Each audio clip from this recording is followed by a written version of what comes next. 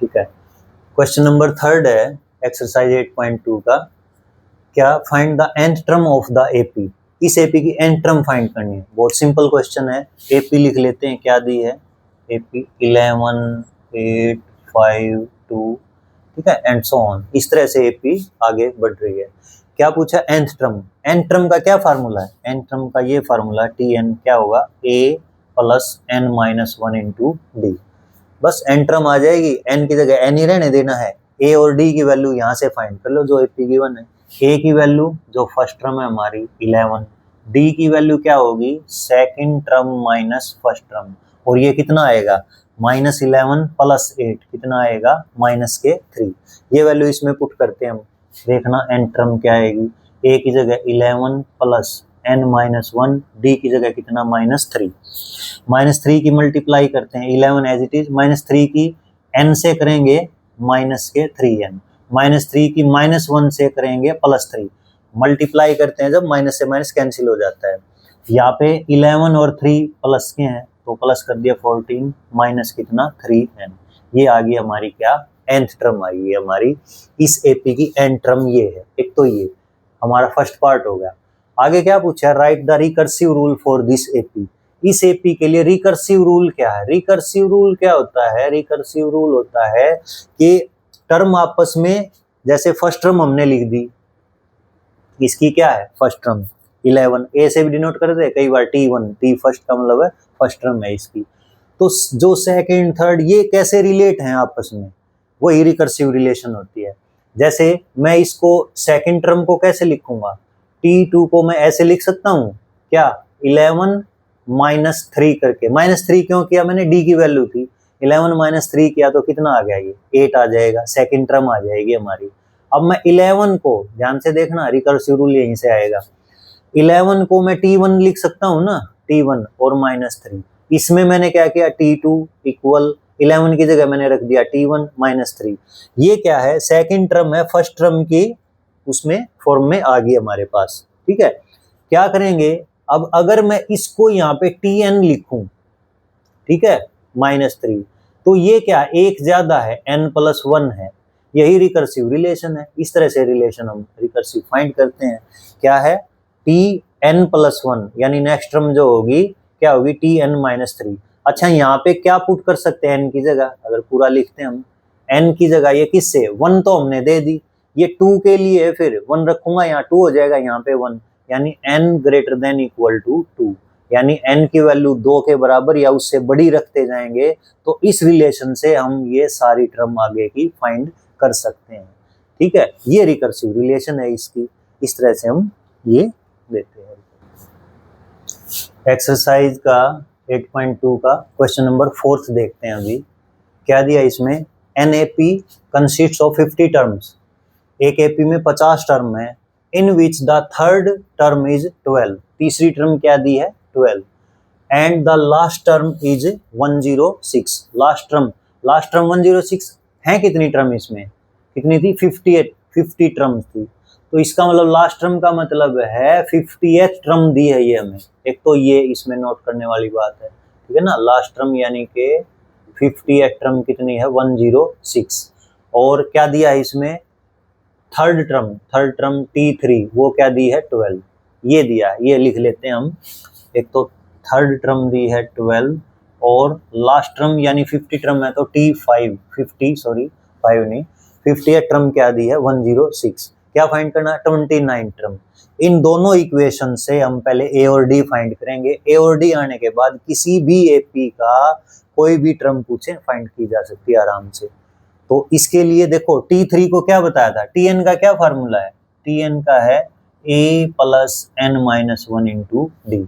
यहाँ n है तो यहाँ एक कम हो जाएगा। t3 को हम कैसे लिख सकते हैं, a प्लस t3 है तो 2d ऐसे लिख सकते हैं, ये 12 इक्वेशन फर्स्ट। ठीक है जी। t50 का मतलब है a प्लस 49d, इसके इक्वल दी है ये 106 के। ये कौन सी इक्वेशन होगी हमारी सेकंड। इन दो को सिंप्लीफाई करके सोल्व करके क्या फाइंड करेंगे हम ए और डी की वैल्यू। ए और डी आने के बाद इसमें पुट कर देंगे वो वैल्यू। कैसे फाइंड करते हैं देखो बहुत सिंपल है। सेकंड इक्वेशन हमने लिख ली ऊपर, और फर्स्ट इसके नीचे ऐसे लिख ली। क्या करते हैं हम, इनको सबट्रैक्ट करते हैं। सबट्रैक्ट क्यों किया, ए से जब ए सबट्रैक्ट होगा कैंसिल हो जाएगा, डी में इक्वेशन रह जाएगी, डी की वैल्यू फाइंड हो जाएगी। अब 49 में से ये सबट्रैक्ट करेंगे 2, कितना आ जाएगा 47D। ये सबट्रैक्ट करेंगे 12 106 से 106 में से कितना आ जाएगा ये 94। यहाँ से डी की वैल्यू आ जाएगी, डी की वैल्यू कितनी आई 47 मल्टीप्लाई है डी के साथ, इधर आएगा डिवाइड हो जाएगा 94/47, किस पे 2 पे कैंसिल हो रहा है ये, तो डी की वैल्यू कितनी आएगी भाई, डी की वैल्यू 2। ये डी की वैल्यू फर्स्ट इक्वेशन में पुट कर दो, इसमें भी पुट कर सकते हैं, किसी में भी पुट कर लो, हमारी ए की वैल्यू आ जाएगी। देखना ये हम क्या कर देते हैं, पुट इन फर्स्ट, इसमें डी की जगह, तो a + 2 डी मल्टीप्लाई है इसके साथ 2 × 2 हो जाएगा इक्वल टू 12। डी की जगह 2 पुट किया हमने यहाँ पे, तो 2 × 2 ना 4, ये 4 इधर आके माइनस हो जाएगा, 12 - 4 कितना आ जाएगा 8। हमारे पास a की वैल्यू है, d की वैल्यू, अब तो कोई भी टर्म पूछे हम वो टर्म फाइंड कर सकते हैं। देखना ध्यान से, क्या फाइंड करना है इसमें 29th टर्म, A29 फाइंड करना। A29 को कैसे लिखेंगे, यहाँ पे d के साथ एक कम हो जाता है, ये ध्यान रखना है, Tn a + n - 1 × d, तो a + 29 है तो यहाँ 28d हो जाएगा। a की वैल्यू बोलो कितनी है, a की वैल्यू हमारी कितनी आई थी, ये आई थी 8 + 28 मल्टीप्लाई d की वैल्यू हमारी कितनी आई 2। अब इसको ऐड कर देते हैं, ये पहले तो हम मल्टीप्लाई करेंगे, 28 × 2 = 56, 56 + 8 कितना आ जाएगा 64, यानी इस एपी की 29 टर्म कितनी आ गई 64। इस तरह से हम फाइंड कर सकते हैं। क्वेश्चन नंबर 5 है, how many 2 digit numbers are divisible by 3। तो 2 डिजिट के कितने नंबर 3 से डिवाइड होते हैं, ठीक है, क्वेश्चन ये है। नेक्स्ट क्या पूछा है फिर, what is the sum of all these 2 digit numbers. जो भी 2 डिजिट के नंबर 3 से डिवाइड होते हैं उन सब का सम भी पूछ लिया, ठीक है।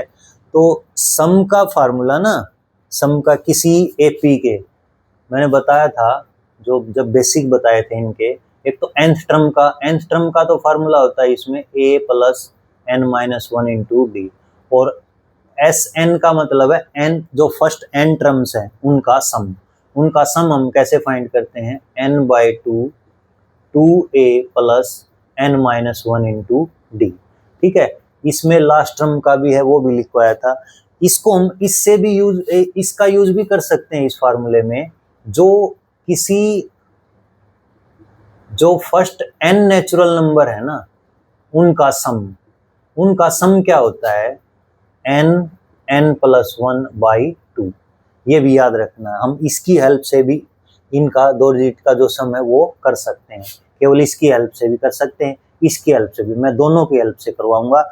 ये पहले ना आप दोनों फार्मूले नोट कर लें कि 1 + 2 + 3 + 4 कहाँ n तक का सम क्या होता है, n × n + 1/2, और Sn इसका भी यूज कर सकते हैं डायरेक्ट हम, ठीक है। तो दोनों से मैं करके दिखाऊंगा इसका सम भी, ठीक है। तो देखते हैं, ठीक है जी, स्टार्ट करते हैं क्वेश्चन में क्या दिया है, 2 डिजिट के नंबर जो 3 से डिवाइड होते हैं। फर्स्ट पहला ऐसा कौन सा नंबर जो 3 से डिवाइड होता है जो 2 डिजिट का भी है, पहला 2 डिजिट का नंबर कौन सा, सबसे छोटा 10, वो तो नहीं होता है 3 से डिवाइड, फिर 11, फिर 12 हो जाता है 3 से, तो पहला नंबर क्या है 12। फिर अगला क्या होगा, वो 3 ऐड करके ही आएगा, क्योंकि 3 का डिफरेंस ही मिलेगा हर एक में, 3 से डिवाइड होना है, तो नेक्स्ट नंबर कौन सा होगा 15, फिर कौन सा होगा 18, क्योंकि सारे के सारे ये 3 से डिवाइड हो रहे हैं, ठीक है। लास्ट जो 3 से डिवाइड होगा 2 डिजिट का, वो 99 हमें पता ही है, सबसे बड़ा भी है 2 डिजिट का, और ये 3 से डिवाइड भी हो जाता है, ठीक है। तो टोटल ये नंबर हैं, अब ये काउंट करने हैं कितने हैं, इनको काउंट करने का क्या मेथड है, यानी कि ये देखते हैं हम, एक एपी बन रही है, देखो हमारी एपी बनी हुई है जिसमें फर्स्ट टर्म कितनी है 12, और डी की वैल्यू कितनी है 15 - 12 कितना है 3, डी की वैल्यू क्या है 3, ठीक है जी। क्या देखना है, ये 99 पता लग जाए कौन से नंबर पे है, 10वें नंबर पे है, 12वें नंबर पे है या 15वें नंबर, मान लो 15वें नंबर पे है तो टोटल 15 टर्म होगी।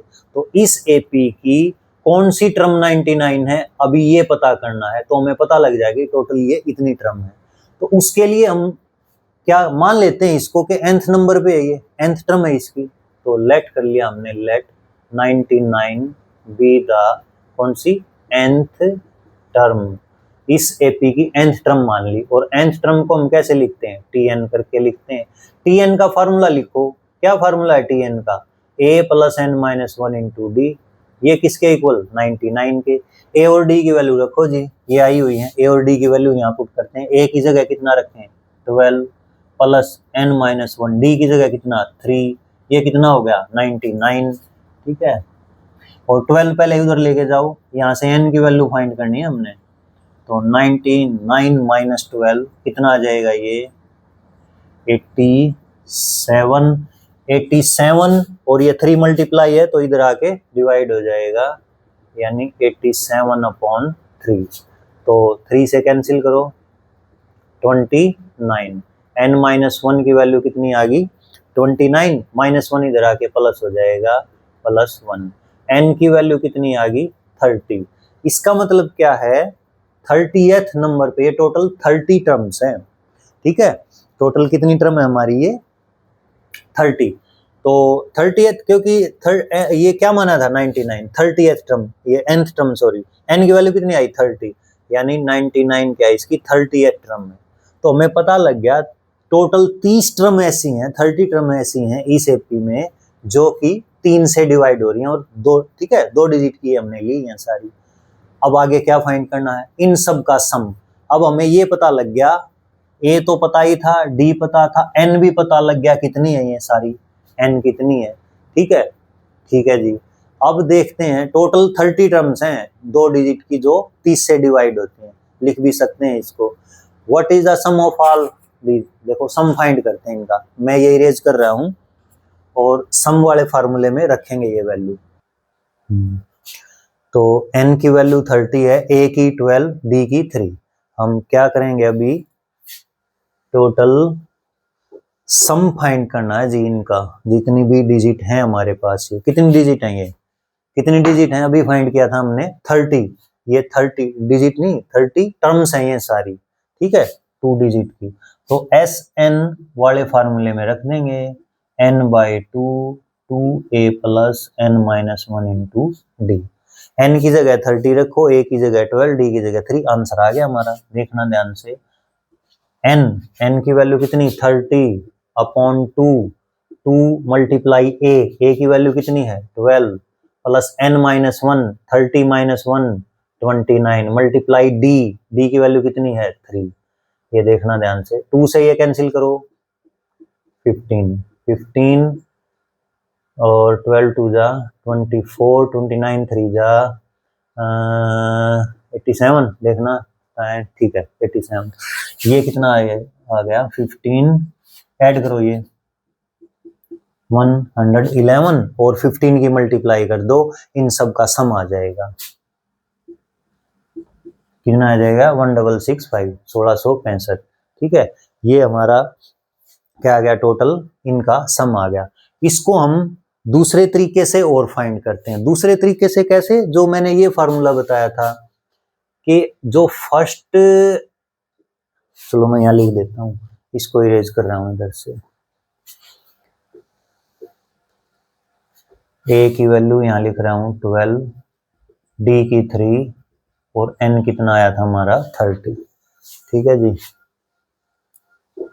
फाइंड क्या करना है, फाइंड करना है इन सब का सम 12 plus 15 plus 18 and so on, last कितना 99, टोटल 30 टर्म्स हैं ये। क्या करेंगे, इसमें सब में क्या कॉमन है 3 कॉमन है, मैंने 3 कॉमन ले लिया यहाँ से, ठीक है, 3 कॉमन ले लिया, 4 5 6 7 एंड लास्ट चलते चलते कितना आएगा 33, ठीक है। अब कौन सा फार्मूला, मैं ये फार्मूला लगाऊंगा इसमें, जो फर्स्ट n नेचुरल नंबर हैं 1 + 2 + 3 + कितना n, उन सब का सम क्या होता है n + 1/2। ठीक है, इसको ध्यान में रख के ये, ठीक है, ये सेकंड मेथड है। उस मेथड से भी कर सकते हैं, वो मैंने करवा दिया, वहां से भी कर सकते हैं, इसको इस तरीके से भी कर सकते हैं। इस तरीके से ये देखना, यहाँ पे ये कॉमन ले लिया हमने 3, ये कितना हो गया 4 + 5 + 6 + 33। ठीक है, अगर मैं इसको सीक्वेंस को पूरा करूं 1 से लेके, हमारे पास फार्मूला क्या है 1 से n तक है फार्मूला, ये 33 तक तो है 4 5, लेकिन स्टार्ट 4 से है ये। मैं इसको क्या करूं, मैं इसको 1 से अगर शुरू करूं 1 + 2 + 3 और ये आगे लिखूं as it is 4 + 5 + 6 and so on 33 तक, तब ये फार्मूला अप्लाई होगा। ठीक है, मैंने लिख लिया ऐसे, लेकिन माइनस क्या करना पड़ेगा, स्टार्ट तो यहां से थी ये 4 से 33 तक, ये थी हमारे पास, ये फालतू ऐड किया मैंने, इसको हटाना भी पड़ेगा, इसको मैं माइनस कर देता हूं, कितना 1 + 2 + 3 सब्ट्रैक्ट कर दिया, तो हमारा जो ये आंसर आएगा वही ये आएगा हमारा इसका आंसर। क्यों ऐड किया हमने ये, क्योंकि 1 + 2 + 3 इस सीक्वेंस में नहीं था तो मैंने लिख लिया। लिख क्यों लिया, क्योंकि ये फार्मूला यूज करना है। ठीक है, n × n + 1/2, तो n की वैल्यू अब यहाँ पे कितनी है 33, तो मैं क्या करूंगा अब 33 n की जगह 33, n + 1 33 + 1 अपॉन कितना 2, इस तरीके से लिख लेंगे, वो फार्मूला लिख लिया। माइनस ये तो ऐसे भी ऐड कर सकते हैं, 3 + 2 5 + 1 6, ये सब्ट्रैक्ट कर देंगे हम। ठीक है जी, ये कितना आ गया, यहाँ सिंप्लीफाई कर लेते हैं, कितना है, किसके इक्वल है 33 मल्टीप्लाई 33 + 1 कितना है 34 अपॉन कितना 2 माइनस कितना 6, ये 2 से देखो कैंसिल कर दो, 3 17 की और 33 की गुणा कर लो, 17 × 3 = 51, 17 × 3 = 51 और 5 56 माइनस के 6, 3 की 561 में से 6 घटाओ 555, ये मल्टीप्लाई कर लो, कितना आएगा 1665, तब भी यही आंसर आया था हमारा, चेंज थोड़ा होगा। लेकिन अभी किसका, इस फार्मूले का यूज किया जो आपकी बुक में दे रखा है इस चैप्टर से पहले, इस एक्सरसाइज से पहले, तो इस एक्सरसाइज में इसका यूज तो इसका होना चाहिए। आपको तो वो SN का फार्मूला अगली क्लासेज में पता लगेगा, लेकिन उससे भी करवा दिया मैंने ये। ठीक है, इससे भी करना चाहिए ये आपको, तो ट्राई करना है इसको। ठीक है, क्वेश्चन नंबर 6 क्या दिया है, Harish started work at an annual salary of ₹5 lakh, 5 lakh उसकी एनुअल सैलरी है हरीश की, स्टार्ट उसने ऐसे किया है, and received an increment of ₹20,000 each year, हर साल कितना इंक्रीमेंट लग रहा है उसका 20,000 रुपये। ठीक है, बढ़ रहे हैं हर साल उसके। After how many years did his income reach ₹7 lakh, कितने सालों के बाद पूछा है उसकी सैलरी 7 लाख हो जाएगी। स्टार्ट किस पे किया था 5 लाख पे, स्टार्ट 5 लाख पे किया था उसने, और हर साल 20 हजार रुपए बढ़ रहे हैं।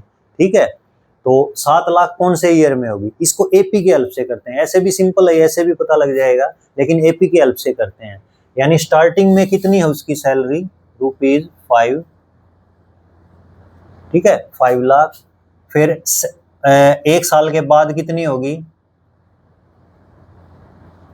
कितना ऐड हो जाएगा उसमें 20,000। ठीक है ना, 20,000 रुपये बढ़ जाएंगे, 5 लाख में 20,000 रुपये बढ़ गए, उसके बाद कितने होंगे 20 और बढ़ के 5,40,000, इस तरह से चलते चलते 7 लाख उसकी सैलरी। ठीक है, किस साल में होगी, मींस देखो ये फर्स्ट टर्म है, ये इसकी एक एपी की सेकंड टर्म है, 20,000 इसका डी है, दिखाई दे रहा है हमें।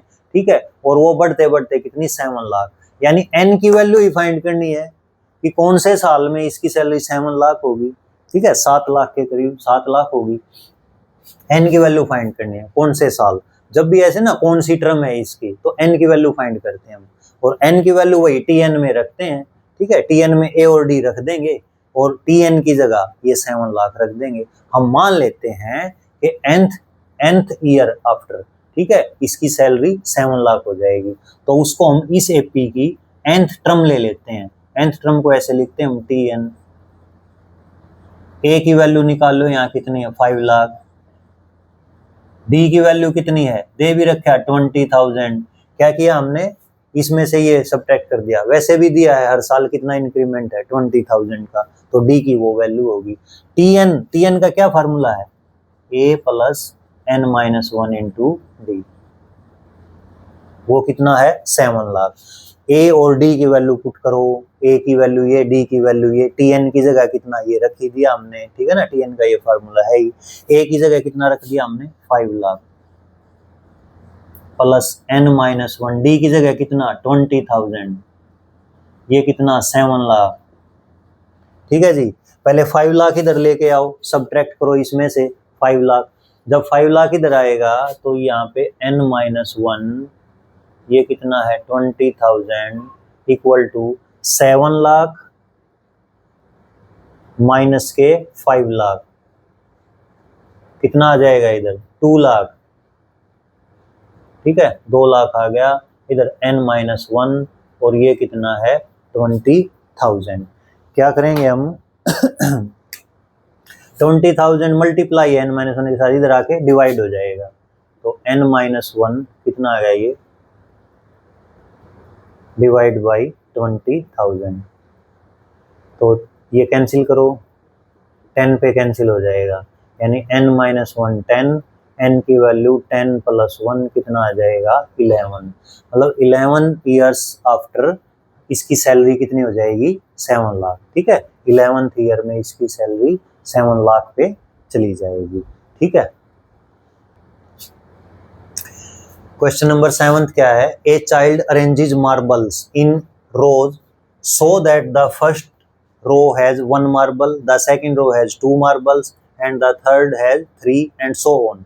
मींस जो फर्स्ट रो है उसमें तो है 1 मार्बल, दूसरी में 2, तीसरी में 3, इस तरह से चल रहे, चौथी में कितना होगा 4, ठीक है, फोर्थ में 4 होगा, and up to 25 rows, 25th row में कितने होंगे मार्बल 25 होंगे, ठीक है।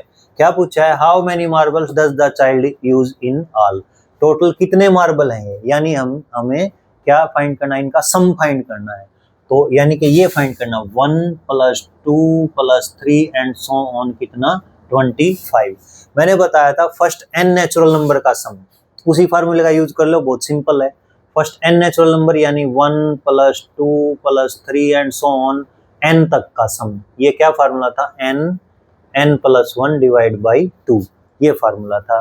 तो क्या किया हमने, इसमें n की वैल्यू कितनी है 25 है, तो 25 मल्टीप्लाई n प्लस 1 यानी 25 प्लस 1 डिवाइड बाई कितना 2, ये आ जाएगा 25 प्लस 1 26 अपॉन 2, 2 से ये कैंसिल कर दो, तो 25 मल्टीप्लाई 13, हमारा ये आंसर आ गया, गुणा कर लो